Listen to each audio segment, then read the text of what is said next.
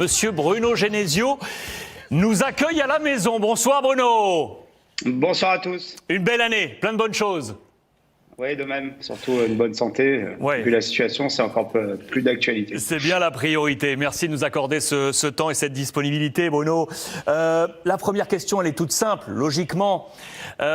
Vous étiez en Chine il y a quelques instants, il y a une poignée de jours. Comment s'est passée cette fin d'aventure ?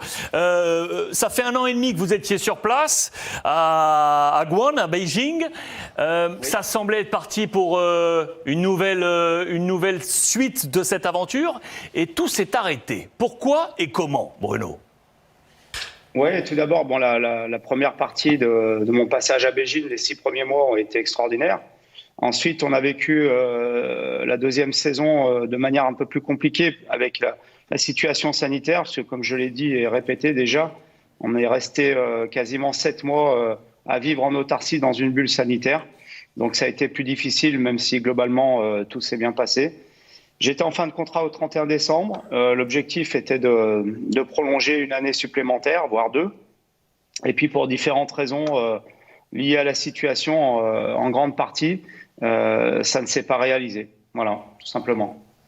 Bruno, en quelques mots, est-ce que tu peux nous expliquer comment on exerce son métier d'entraîneur en Chine ? Y a-t-il des choses qui t'ont surpris ? La première chose, c'est quand on arrive dans un pays étranger et encore plus dans un pays où la culture est complètement différente de la nôtre, c'est de s'adapter. Et j'ai eu la chance d'avoir des gens dans mon staff français et dans mon staff composé de Chinois qui ont été extraordinaires, qui ont tout fait pour qu'on puisse s'intégrer complètement et s'imprégner de la culture et des habitudes de la vie en Chine. Et notamment mon interprète, qui était un jeune interprète de 23 ans, qui a été extraordinaire. Donc ça a énormément facilité les choses. Après, dans le travail de tous les jours, c'est le même travail qu'on fait en France ou en Europe. Avec bien sûr des particularités différentes de la part des joueurs. Bruno, comment tu as pu voir et apercevoir les joueurs chinois ?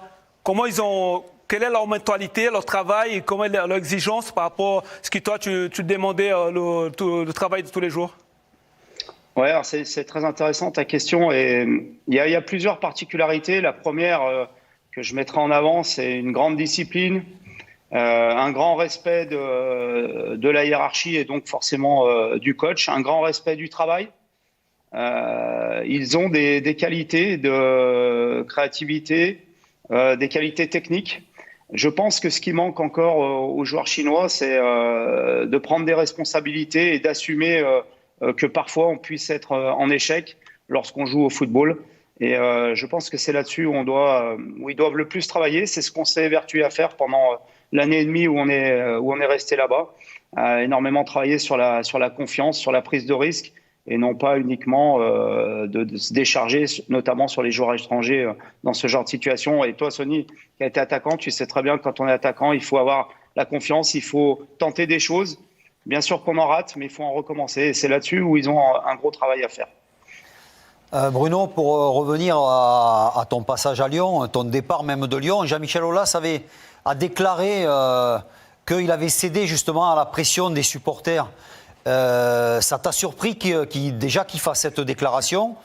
D'abord, peut-être cette déclaration, et puis qui cède aussi parce que c'était pas son genre avant d'écouter vraiment l'avis des supporters. Alors, sur mon départ de Lyon, tout a toujours été très clair entre le président et moi. On a pris cette décision après le match qu'on avait perdu à Nantes, en parfait accord, lui et moi. Je ne sais pas s'il a cédé à la pression des supporters, mais de toute façon, je pense, et je l'ai déjà dit... dans la presse. Oui, il l'a dit ? Oui, il l'a dit. Bon, donc, je pense que de toute façon, c'était le bon moment pour se séparer.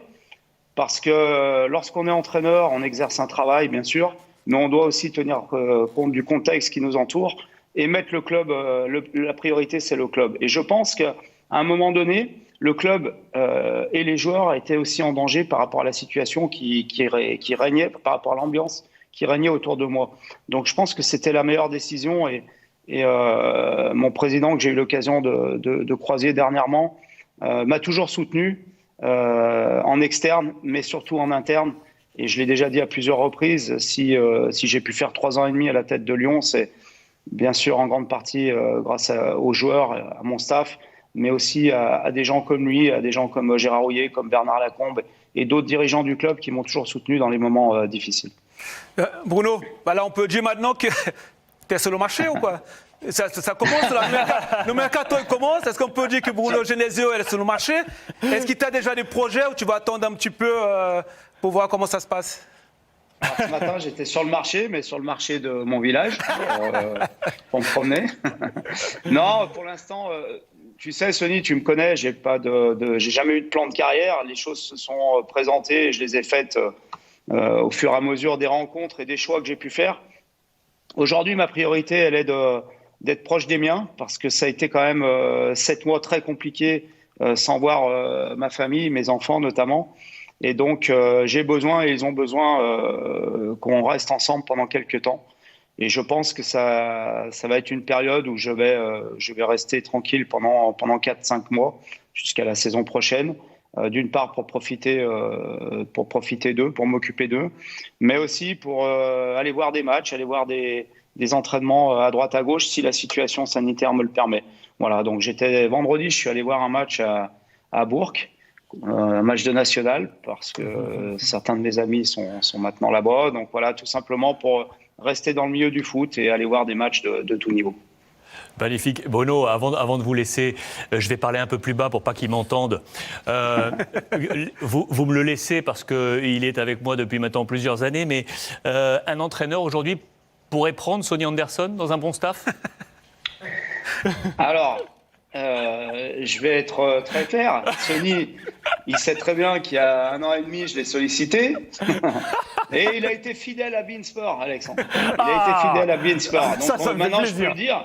Il n'y a plus de secret, il n'y a plus de confidentialité.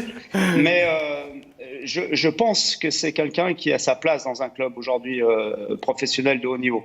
Moi, j'ai eu la chance de travailler avec lui sur le terrain. Et je pense que sa place, elle est là. Elle est proche des joueurs, notamment proche des attaquants. Et encore aujourd'hui, je me sers de ce que j'ai appris, entre guillemets, avec lui, et notamment des conseils et des exercices qu'il mettait en place avec les attaquants pour faire passer des messages. Moi qui n'ai jamais joué attaquant, qui était un milieu de terrain qui marquait un but tous les 2 ans. Encore aujourd'hui, je me sers de ses remarques, de ses réflexions et de ses corrections qu'il a pu faire dans son travail. Donc je pense qu'il a complètement sa place. Après, le football est parfois bizarre et difficile, mais en tous les cas, il le sait, puisque voilà, je ne trahis pas de secret en disant qu'il y a 1 an et demi, je l'avais sollicité pour travailler avec moi. Bruno, un grand merci. Un grand merci de cette dispo et à très bientôt. Merci beaucoup. Merci, à bientôt. Bruno Genesio avec nous en direct sur l'antenne du CDD.